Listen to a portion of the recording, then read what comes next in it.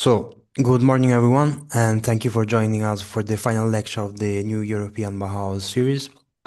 Today we are pleased to welcome Valeria Lingua, full professor in the Department of Architecture at the University of Florence.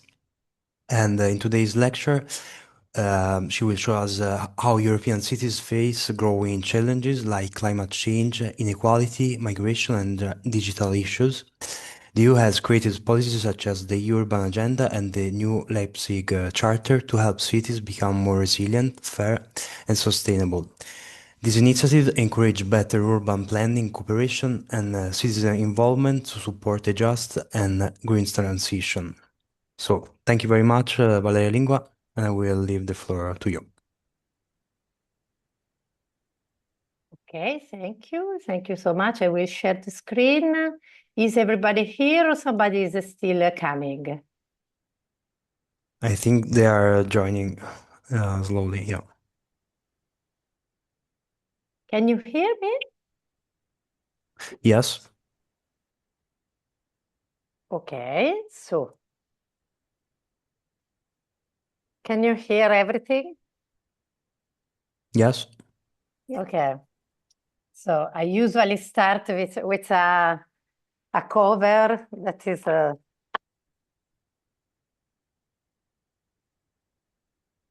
can you hear me all? Okay, so good morning, everybody. My lesson, as you see, concerns the European Urban Agenda and the ways that we run, first specifically in Florence, because I come from the University of Florence, for putting this principle of the regional agenda into practice. So my collaboration with EUniWell comes since the beginning. I was in the Arena 3 concerning environment, and these activities that we are dealing with were defined in this seed founding experience of co-designing a teaching approach with the University of Birmingham, Florence, and Leiden at the beginning. And they were intended to provide experiences of teaching concerning the co-design. So the experiences that I will present you are running all in our university and has to do with regional design. So who is, first of all, regional design? I come from the faculty, what was the faculty and now is the Department of Architecture, and I'm an urban planner. So these are products of our research activities that are concerning with shaping futures of a region, of a city, and that means facing nowadays challenges that, as Alberto introduced, are concerning most of all with climate change, but also with social disparities, inequalities within the cities.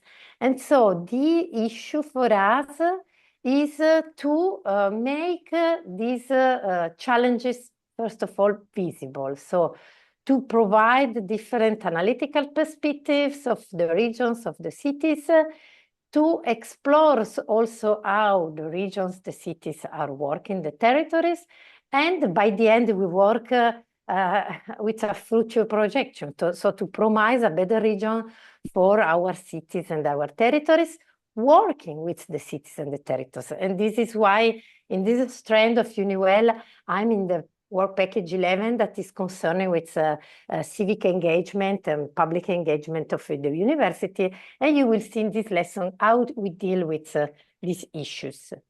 Just to give you a perspective of regional design, for us is a process that doesn't start from nothing, because I always say that we live in a planned world where we have already a setting of regional development strategies. We have to map the regional actors and stakeholders to understand who is working in the city, from the administrative to the stakeholders to the main economic enterprises, but also citizens. And there is already a regional organizational framework that is different in each European members, from the agglomeration in France to the stats in Germany to the provinces or metropolitan cities and in Italy. And we also have the previous experience in the city and in the region. So regional design is a process of putting together these analytical reasonings. I would say we shake the administrative pragmatism, because then we have to do with administration while dealing with spatial planning, and also with policies making and politicians. So the activities that we run together with the administration has to do with allocating regional resources. I'm sorry, I think I would put this short, okay.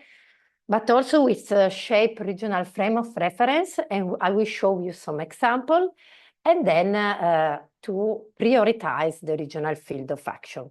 I deal with regions in a general way, so it's not the institutional region, but it's the city region, the functional region, the bioregion. We have different ways to conceive a region. And we will see also different governance levels of approaching the region.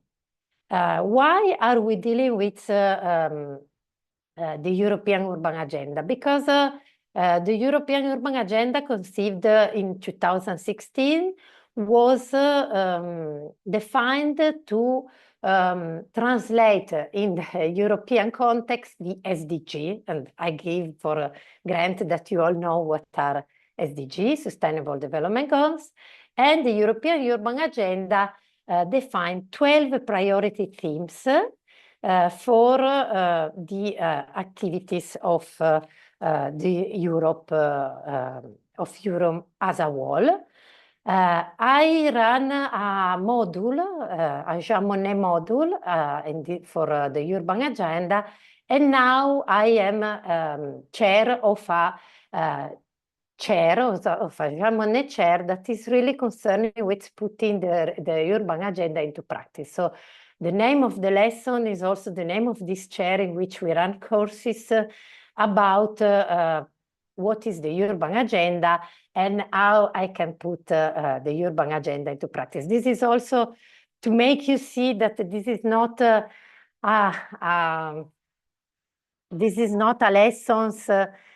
lesson of a theoretical lesson, but is also a storytelling of what I'm doing with students within the frame of EUniWell to work together for better cities. That is the aim of the Urban Agenda.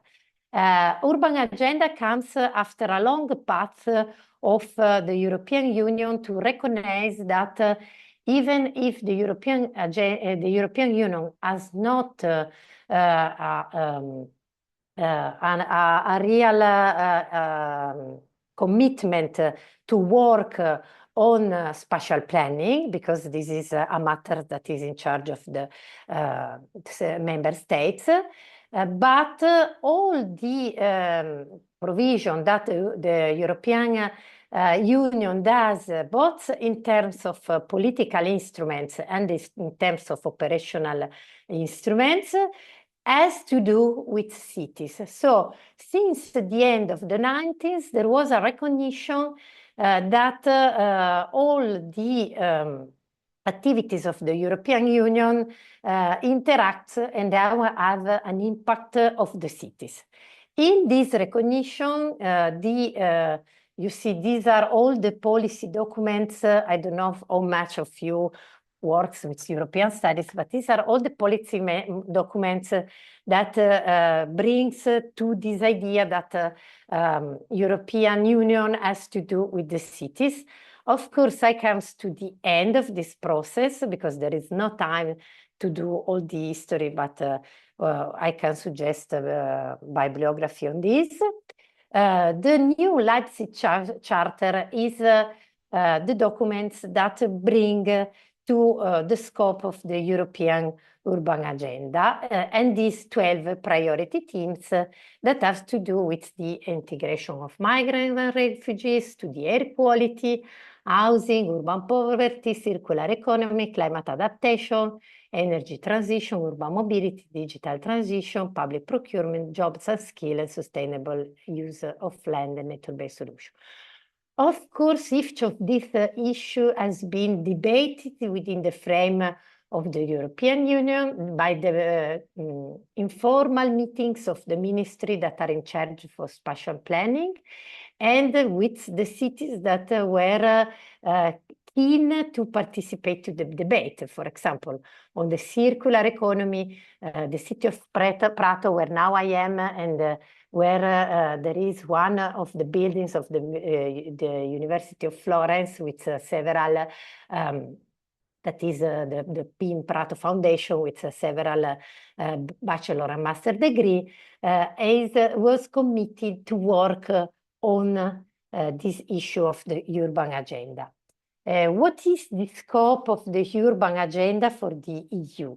The scope was to guarantee a better policy making and implementation of European provision that are policy documents and directives. So this better regulation, this pillar of better regulation, is to provide more effective and coherent implementation of the existing policies and legislation and instruments of the European Union, also avoiding bottlenecks and minimizing administrative burdens for urban authorities. Better funding means to identify and supporting fundings that can help cities to implement the objectives of the urban agenda, and better knowledge, of course, is the base, because enhancing the knowledge base on urban issues can provide also to exchange good practices and to have data. You know that within the European Union you have a lot of data sets. For what we are concerned, what is interesting is the ESPON, the European Spatial Planning Observatory Network, where you can find aggregated data at the European Union level, but also at the NATS 2 and 3, so provinces, district, and municipality level. And I will not deal with all the issues of the European agenda, but only of the ones that are more connected with cities. So circular economy in city has really to do with the issue of waste management, but also recycling and putting into the cycle of life the more and more the same materials to guarantee the recycle of the 4.8 tons per EU inhabitants of waste that is produced every year. Within these 1,300 kilos per capita is food waste, 170 is packaging, and packaging is not decreasing, but is increasing of the 25% about plastic packages. So this is one issue. And for this, the European Union have some goals. 2020 to 2030, they want to improve from 2020 through 2030 from the 49 to the 60%. For the 64 to the 70% of packaging, from the 30 to the 55% of plastic packages. This means a general effort of the cities to provide for waste recycle. The issues of an energy transition, urban mobility, and digital transition are very well connected within this frame of the smart cities that integrates digital technology in infrastructures, and that promotes interaction through smart energy. That means public lighting, remote control, architectural lighting, and architectural building that are efficient in their energetic performance, but also have cost efficiency in energy and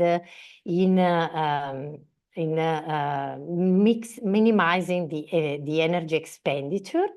And smart mobility also has to do with electric cars, buses, but also in vehicles that are powered by renewable energy and that are charged through a network of digitalized charging stations. So this is a bit the future of our city, but it's a future that is not widespread in the whole Europe, that makes also differences between big cities and small cities, boundaries and peripheral areas.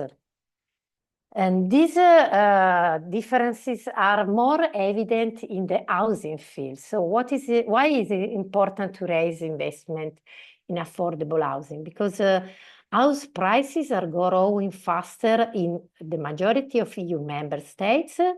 The 47% of young adults aged between 18 and 34 are living at home since the start of the crisis, and the home stockage is the 44% is built before 1980s, and in general, the 75% of buildings need renovation. So renovation is one of the main challenges of our activities. I provide with architects and special planning officers or professionals, and this is a great challenge.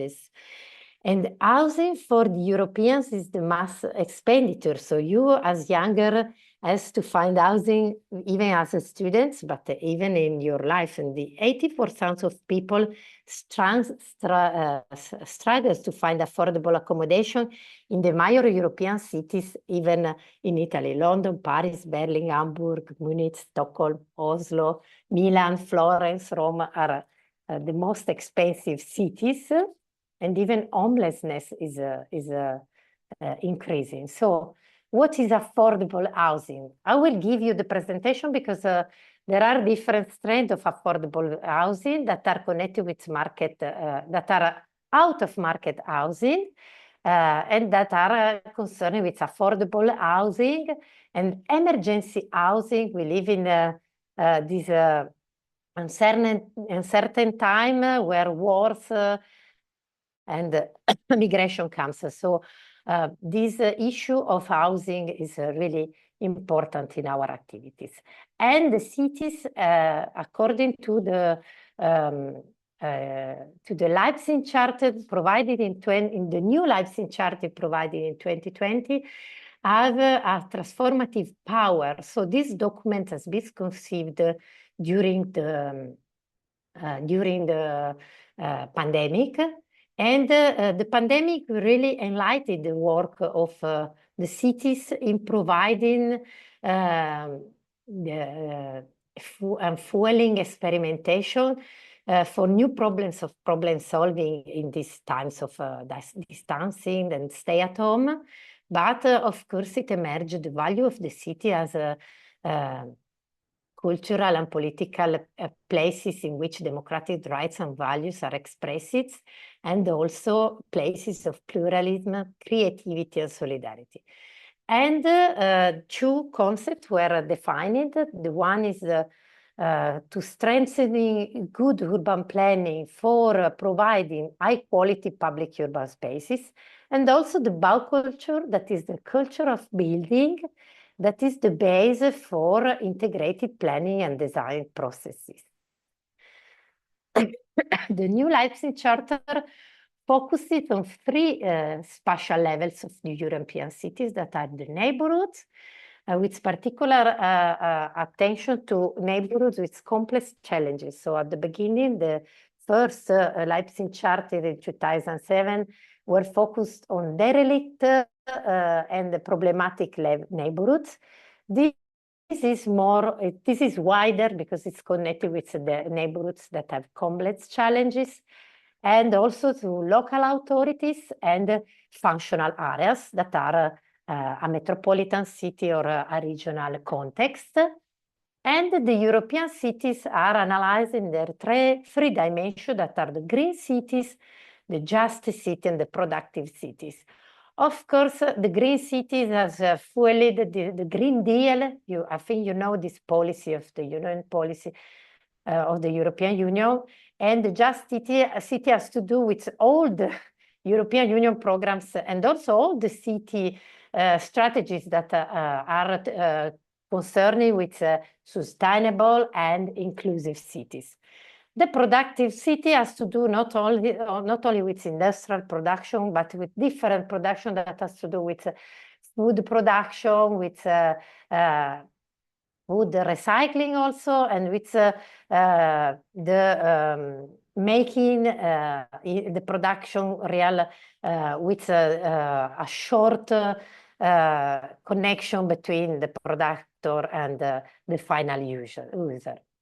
These provisions that were political were then translated into the Territorial Agenda 2030 that defined the basis for making this principle landing on the territories, and the Territorial Agenda defined the needs of places that are more controversial, the services of general interest, the democratic and societal imbalances, but also the interdependence between places, and the need not only for affordable housing, but also for affordable and sustainable energy that is part of the just transition. So, toward the three principles of the European, the Liepzing Charter, the European Territorial Agenda defined a just Europe and a green Europe as the pillars of urban policies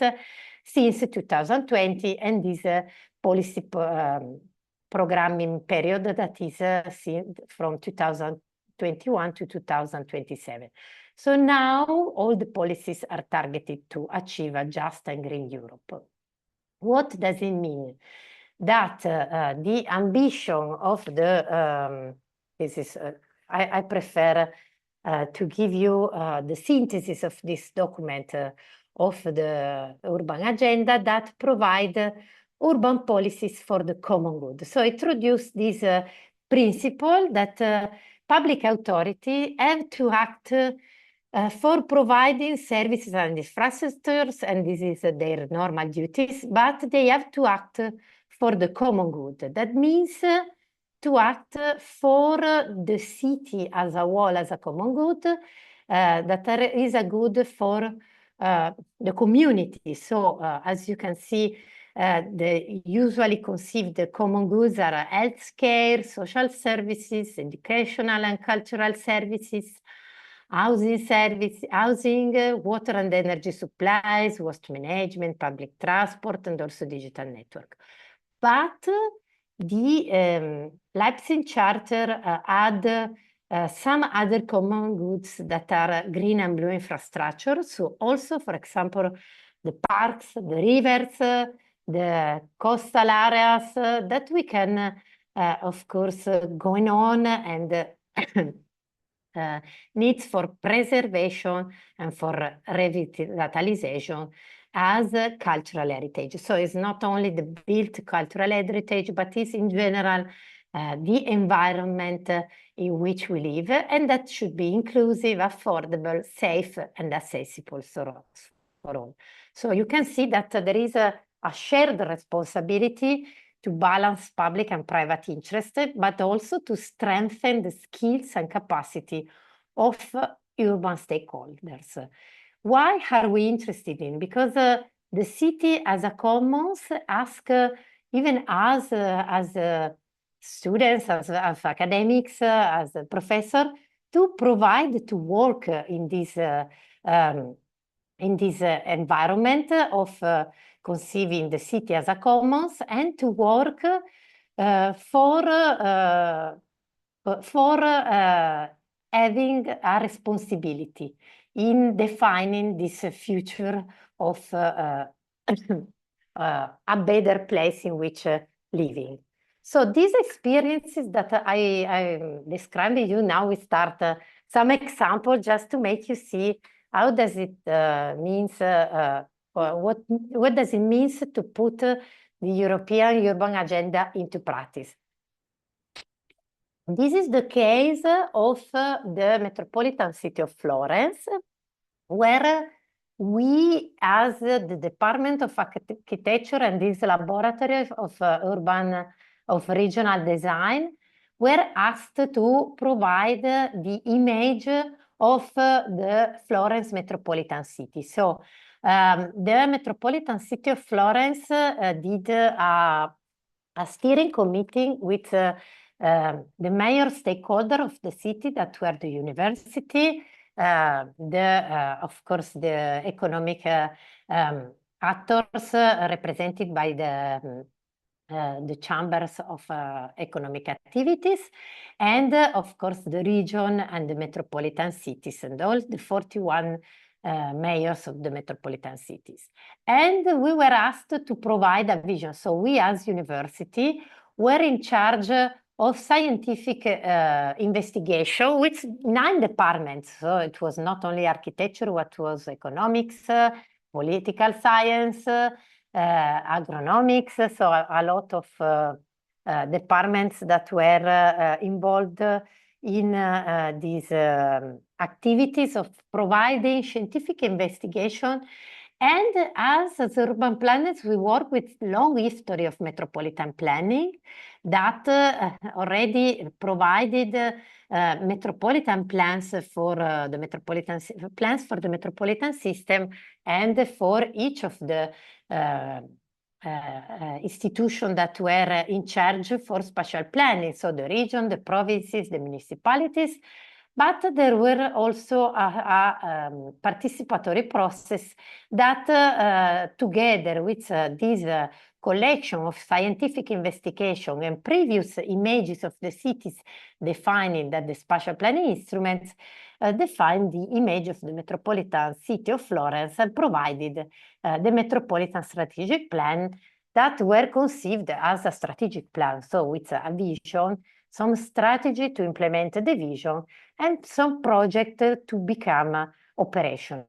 So the Regional Design Lab contribution was to shape the boundaries of the metropolitan region that were not really, that were conceived with this functional area in a 100 for 100 kilometer square area, and conceived this shared vision that was called Metropolitan Renaissance. Of course, dealing with Renaissance in Florence means to conceive old wine in new bottles, because in Florence we deal with Renaissance since the 15th century. But this was a Renaissance that widespread on the metropolitan city. So that was not only concerning with the historical city center of Florence, but as the Vitruvian Man, that was a way to conceive a metaphor. This metropolitan Vitruvian Man was a metropolitan man because was spread on a map of the metropolitan city. And this image has been really challenging and well understood by the stakeholders. The 3 visions that we provided were universal accessibility. That means not only the accessibility by car or by public transport to the city, but the accessibility to the affordable housing and to the city governance. The widespread opportunities were given not only by the World Heritage, but also by brownfield heritage lands, and also by the activities that can provide innovation. That means I would say incubators, spin-off, all the activities that the metropolitan city with the university provided for creating new enterprises. And this issue of land of well-being was really conceived in this process is a process that was started in 2018. And this led the metropolitan city to conceive the metropolitan city not only as an urban area, but also as a green area with the mountains, the Mugello Mountains, the Chianti Shire, so places where people can feel to stay in a pleasant way.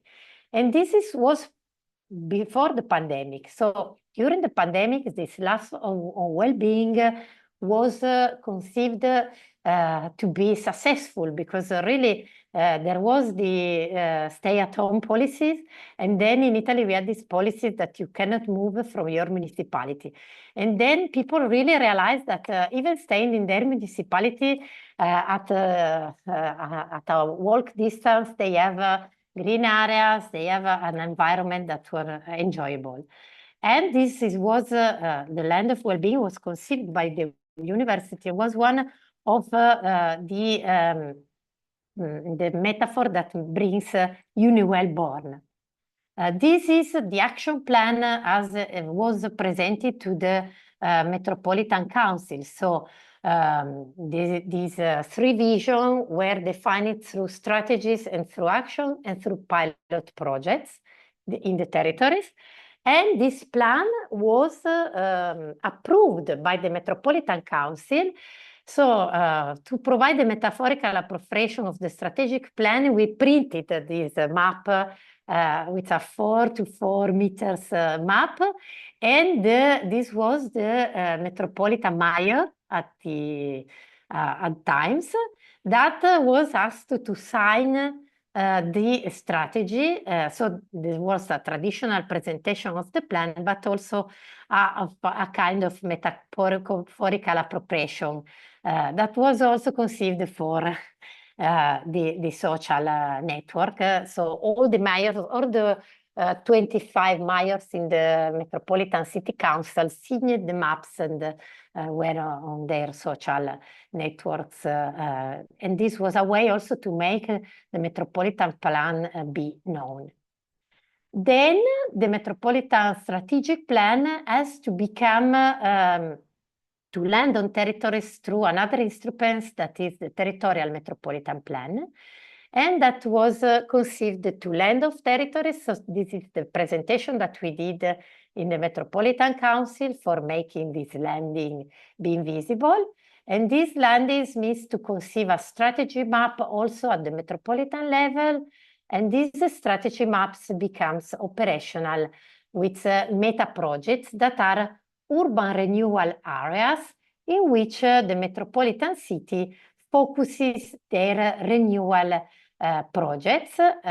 With these, I just show you these that were the examples that we provided, and that were the strategies that then land into renewal strategies and renewal projects that can become strategic to make the plan operational. This is another example, and this is a project, a strategic plan for the Valdera municipalities. Valdera is an area between Florence and Pisa. And here the strategic issue was to deal with the governance of having 15 municipalities. And then in 2015, some of the municipalities stepped away. So the intermunicipal plan financed 12 municipalities, but then they get in conflict, and 8 municipalities stepped away. So the adopted plan was with 7 municipalities, but the problem was that the municipality of Monsacco, that was in the middle, didn't participate. So for us, the issue was to make all the territory visible, even in a setting of municipality that disagreed. And the final strategic vision was conceived to put all together, even in a governance mode that was not really agreeing, but that was a bit conflictual. And this helped to match the municipalities. Now we call this the donut strategy, because it was a strategy with a hole in the middle. but by the end it was a unitarian strategy. We also work, I don't know why we can see, I wanted to see the title also, okay, thank you, on soft governance strategies that conceived work with many municipalities in, for example, a basin, a river basin area like this, that is the Ombrone River Basin. And here we provide to work on three main scenarios. The one of risk and infrastructures that usually is conceived with risk management, the environmental and ecosystemic quality, because the river is not only a water system that can flood and that has to be managed, but also, and many of engineering studies are conceived in this way, but also an environmental and ecosystemic system that we need, in which we need to grant it its quality, and also has to do with local development and with accessibility. So we provided to manage this workshop with stakeholders that were in charge of working with the river to manage, for example, this is a river bank near a village. This is the most ecosystemic valuable part of the Ombrone River, and the accessibility means to have trekking paths, to go to the river also for swimming or for rafting or for really staying into the river. For example, fishers are really usually into the river and can provide interesting data about the river, the water quality, the quality of fishes environment. So this usually has to do also with citizen science provision of data. What we do is providing participatory planning. So usually we work with students and with local actors to also provide like a master plan, a vision. In this case, the riverbank that you see was conceived to protect an historical city centers and the village. And with citizens and students, we provided a master plan for defining what we called a river park along the river, and providing spaces for children, for elders, so for the population, the citizen, to live the river environment. The ELSA River Agreement was quite similar, with an environment that is even more high quality, because in some part of the ELSA River people swim. And here the vision was to have a river park. So this was the ideogram of the entire river park, with some point in which you can access the park within the municipalities. And in this part, we provide for a little master plan to design what the river access can be. So as you understand, this is a way to go through new educational and research paths in which students work on field. So we design for research, but we also do research by design, by using design at both the regional and the local level for enhancing also participation, because we do these activities with students, but also with citizens. And the idea is to promote future literacy. That means thinking about the futures of a place, of a territory, and also to make, we are in architecture, so we also do maquettes of our projects and exhibition of what we do. So this was a public exhibition in a local context in which the mayors and the citizens were invited, and then we provided to show our projects. Also meeting institution planning officers and confronting with stakeholders during our activities. And of course, then these exhibitions are conceived to disseminate our results. And results that comes with collaborative mapping, river walking, co-designing activities in which, for example, this is a presentation of our activities during walking along the river that was conceived to map all you see, both the symbolic places, the preferred places, but also the places that have some constraints and some weakness to work on. Why I'm showing you? Because this is the product of, this is in the frame of the public engagement of the university on territories that also involves you as a student. So we did these activities online when there was the pandemics, and since July, since 2020 and until July 2024, we had thematic workshops, summer schools, meetings with experts and planning officers. We involved more than 150 students, and the results were case studies and visuals that then entered into the strategic action plan for the river park, or for the Elsa River Park. So these ideograms conceived the river as a green infrastructure, and this has to do with the perception of the river as a complex ecosystem. And the stakeholders are the ones that are interested in safeguarding the quality of the water and the river territories, but also as a blue infrastructure. So it's an hydraulic infrastructure, as we said, that has a risk of flooding that has to be tackled, but also with lamination tanks, with maintenance of banks. But it also is a system in which the river is a public space, even in this case, is a common good, where stakeholders conceive the river as a tool for local development and for pedestrian paths, cycle paths, horse trails, and all what has to do, as we say, with the river fruition. By the end, even in this case, we provided some project to enhance and to renewal some areas. In this case, it was an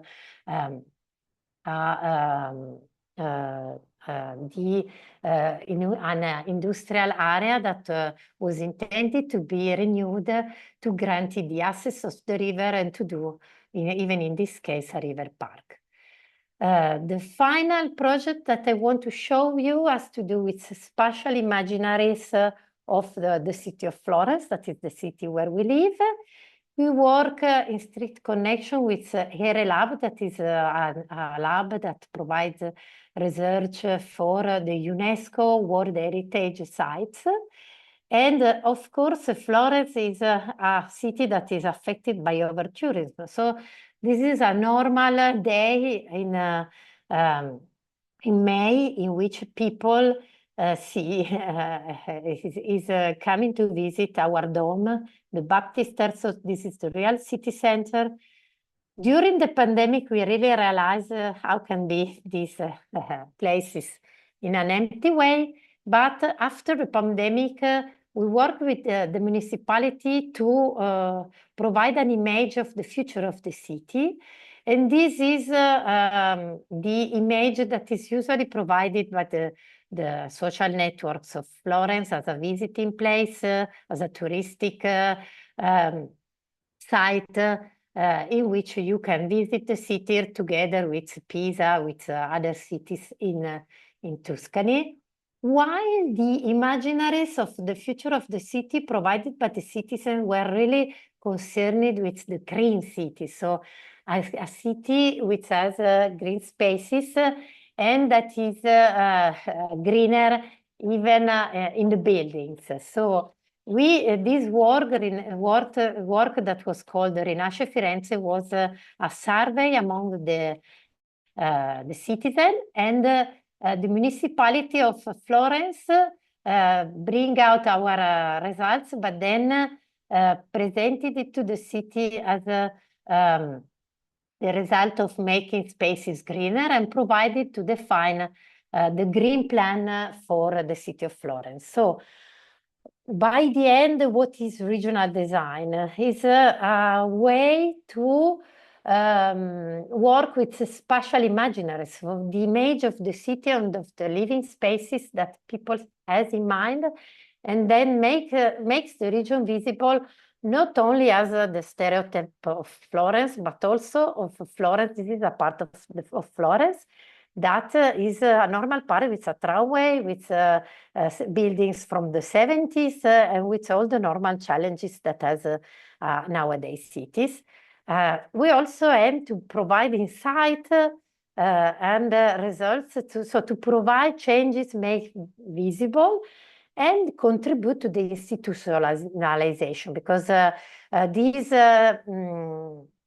metropolitan renaissance and this imaginary of a city of well-being becomes part of the strategic plan, becomes a European university, and so for us it was really a challenge that that connects Florence with all the challenges in the other cities. So, for example, this is the 15-minute city of Paris, the polycentric cities in Europe, the patchwork metropolis in the Netherlands. And this is the model that Florence conceived for the city of proximity, considering that this 15 minutes has to be conceived as a grape of points of public services that generate these 15 minutes. And by the end, regional design means, as you can see, as you have seen from the examples that I bring, to think big, so to provide a big vision of the territory, but then to start small in local context with the citizen, with the stakeholder, with the civil society in general, in which you can have a role, and then scaling these ideas and these we do by master plan, but you can provide many ideas on your field of expertise, and to prototype this change to be scaled up fastly and fastly to become the change real. Of course, this change for us is in urban environment. So regional design has to do with urban design. So to favor positive experience, to provide green spaces, to provide the proximity of services and facility, and to provide also art, natural materials, restorative environments that reduce stress, that support physiology and the sense, and that encourage physical activity, but also enhances social inclusion. So we, as architects, as spatial planning, have great challenges in planning the city, but you, as students in EUniWell, I invite you to be pragmatic visionaries. So to provide a new vision of in your field of expertise, to be motivated, passionate, and to enhance your future thinking ability, but also to reflect on the political responsibility that you have in moving within your territories. And we, as EUniWell, have to refer to students that are citizens of the world, but rooted in your local community. So please try to imagine a better world and to give your contribution, because tomorrow is what we design today.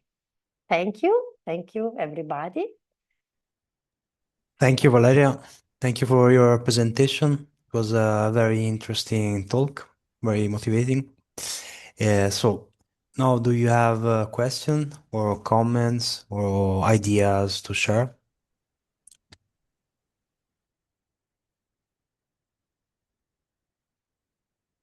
Yes, Emily? Emily, please. Thank you for your presentation. I have a question about the the regional approach that you took, sort of bringing in this larger connection in the green space, and what tensions or limits do you find in that work when maybe more rural areas find it very risky to be too linked to urban areas, especially in the context of over-tourism? Yeah, this is an issue for us, and this is why we try to work with local communities, because over-tourism for us is a great challenge because it creates gentrification. So when I came in Florence 20 years ago, and the issue at stake was that in the historical city center, there were students, because we don't really have a main campus. So we have two campuses that one is in Novolion and the other is in Calenzano, Sesto Fiorentino. But in the city center, we had a lot of universities. So the city center was our campus, and students were bringing out citizens. Now, after the growth of short rentals issues, this issue has changed, and the gentrification comes even from the students. So even the students are gentrified, and they go at the boundaries, and also citizens go in the city region. And this is a matter of providing affordable houses, because in the city center, there is no rental for citizens, because, of course, short rental is more efficient and provides more, provides to gain more. So this is an issue, and this has to do also with the territory. So this idea to try to also bring people out of the city was a matter of this land of well-being, because we realized that Florence is the first city, going to the city is the first arrival. So when you come in Italy for the first time, you go to Florence. But for the second time, we try to make people going to the Chianti Shire, to the Mondello Mountains, to other sites. And this is one of the issues of the metropolitan city. The other issue is to provide a city that is for citizens. And this emerged during the pandemic, because the pandemic also improved the solidarity among citizens, and really make visible that the solidarity was on the boundaries of the city center where people lived. So this was really a challenge for us. And I have to say, my experience also as an administrator. I am now Aldemar in the municipality of San Gimignano. I don't know if you know it. It's a towered city, in medieval towered city. And this is even more evident because we have 500,000 people in 2 square kilometers. So during summer, there is really a matter of how the city can be lived. Because there are 500,000 tourists and 7,000 inhabitants. So it's more than Florence. And yeah, this means that even for UNESCO sites, sometimes this UNESCO recognizing is a boomerang. I don't know. I've been in Tallinn. It's a very nice city, and I think you start to have this problem of over-tourism, but not so much. Thank Other you. questions?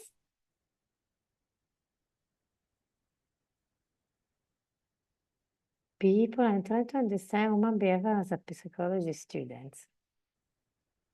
Okay. And which is the question, Naledi? We have a question, yeah, in the chat.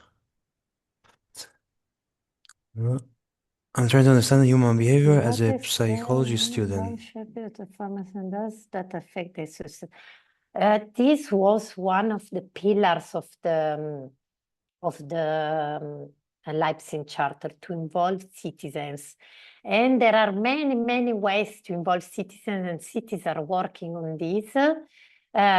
Because involving cities means to provide like a workshop, like activities that really makes people aware of what happens in their city, what are the problems. And we also have different ways to involve. So this would be another lesson, because to involve citizens, you have different ways of involving them. From the information, so the municipality gives the information of the action that they want to and to go to put on the table, to really provide, to organize workshop or moments in which citizens and stakeholders discuss about the city. And okay, you are a psychology student, and I'm also interested in how the citizen perceive the city, because when putting people at the table and discussing the city, you will always elicit strife, because people has a conflictual vision of the city. No, somebody sees the garbage everywhere. Somebody sees the public spaces. Somebody complains, where you had this wood, this lesson on wood. Somebody complains if the administration cut the trees, but you need to cut the trees. So, and they complain if you cut the tree. Now there is a trend to not cut the grass, because to let space for pollinators. But then people complain because the grass is not cutted and they want the English green. So putting people at the table is difficult. It's a challenge for local authorities that were asked to by the European Union to work to enhance participation. Participation also needs money, because you need facilitators. You cannot improvise to be to make participation. You need facilitators that are also psychologists, that are sociologists, that really knows how to run, and also to have inputs that the municipality can use. So this is why during our activities that, as you understood, is public engagement, service learning, has to do with a lot of these issues. And we really use, when we work with municipalities, like in the case of rivers that involve many municipalities, we work with professional facilitators. And this for us is really an added value of the process. Thank you to you for your question. Emily? Thank you. Okay, it was the previous one. Okay, thank you. Any further question? We were strictly in time. Okay, perfect. So, thank you, Valeria Lingua. It was a very interesting and stimulating lesson and presentation. Thank you, everybody, for participating in this edition of the new European Bauhaus online series of EUniWell. And before we close, I would like to invite you to, if you want, for those of you that would like to participate to the NEB Festival in Brussels, so to present one page or a small pitch video, and you can send to me directly, and I will follow up to you in the first week of May. And the result will be in early May of the open competition. So thank you very much, everybody. Thank you for participating. Thank you, Valeria Lingua, and thank you to you. Have a nice for organizing. Day. Bye bye, everybody. Bye, Thank you. everybody. Bye. Thank Ciao. you. Thank you.